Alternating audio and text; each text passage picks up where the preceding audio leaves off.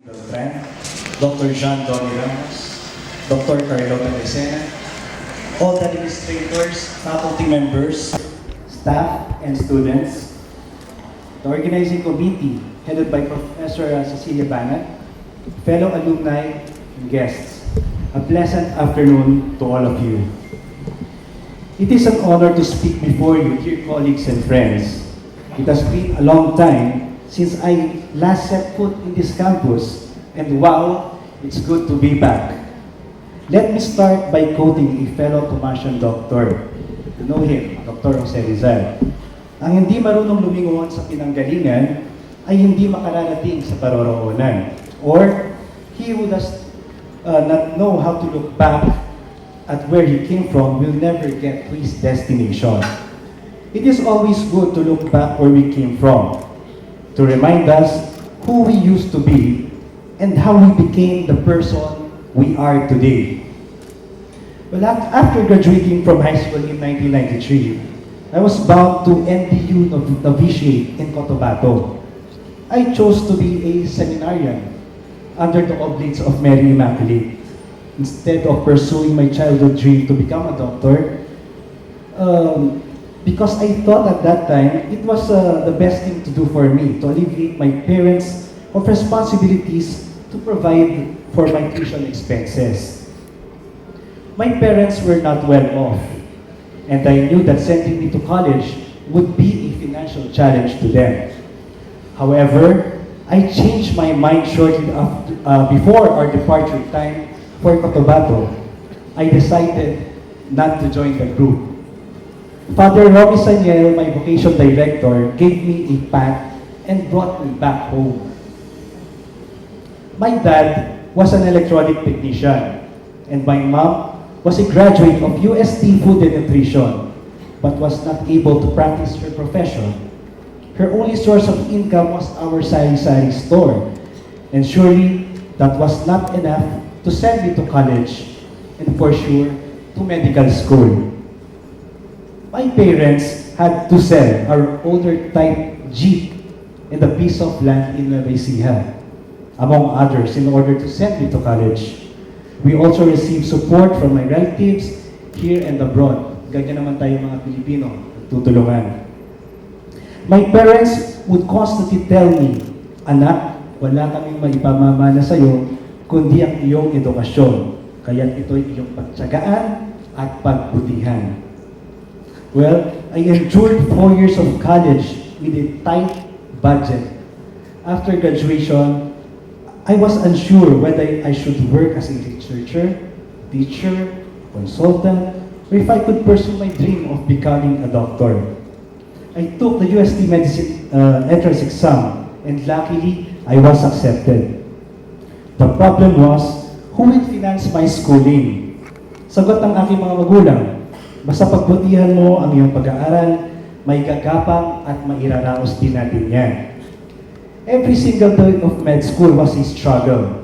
Aside from the sunugan ng kilay, time-consumed, riding a jeep from Balintawak to Blumentritt, then to Dapitan, I also encountered pickpockets and vehicular accidents along the way.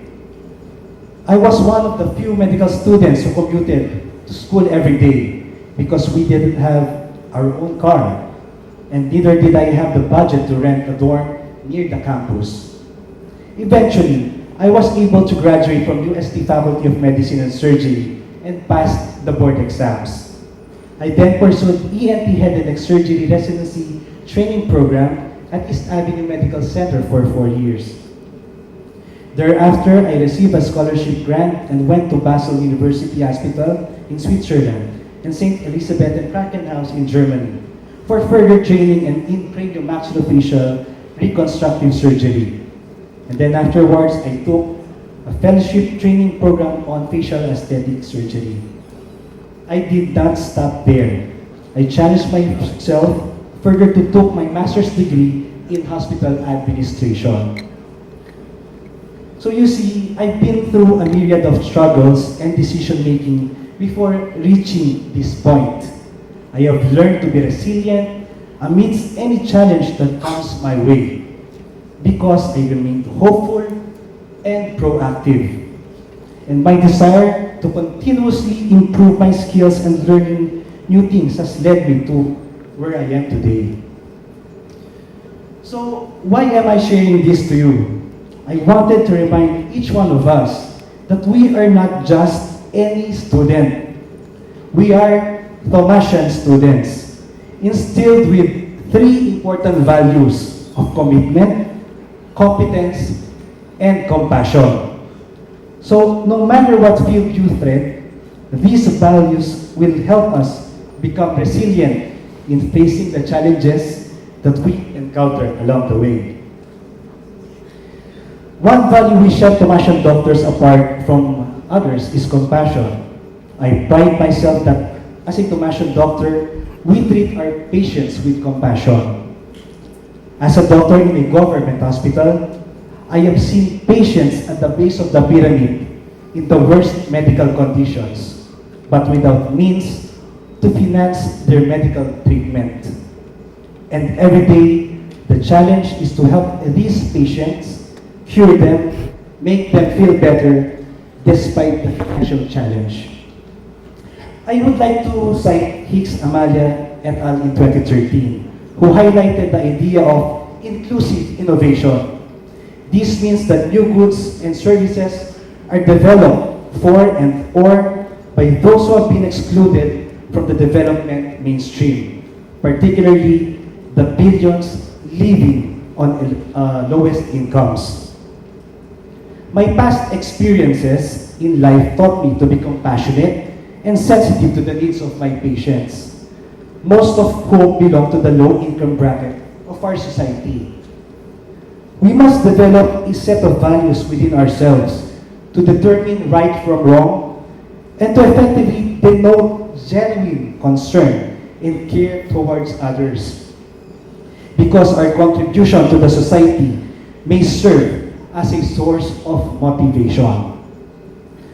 Our value of competence makes us handle a situation effectively, figure out a solution to a problem, and take action.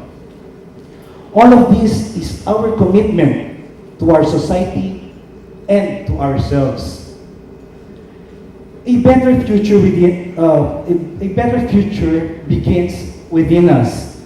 Just like how a tiny seed can grow into a huge tree, all you need is to nurture and time to let it grow. And the fruits it produces will be for everyone to share.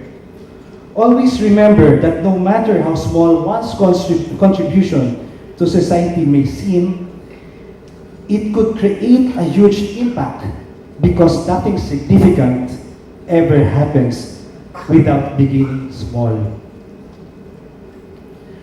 I would like to close with a quote from Dr. Joel Schiffer. Students, take control of your education. Be captains of your learning and bridge the gap between the classroom and the real world. Work on your projects now and let them guide you to a career. Lead the change, dear Thomasians. We should see the future of equal access to science, which will definitely improve the lives of many, leaving no one behind. And most of all, be hopeful and resilient, because we create our faith where we are bind. Sa aking mga profesor, kaibigan, mga kapatid na estudyante dito sa Kolehiyo na Agham, maraming salamat po.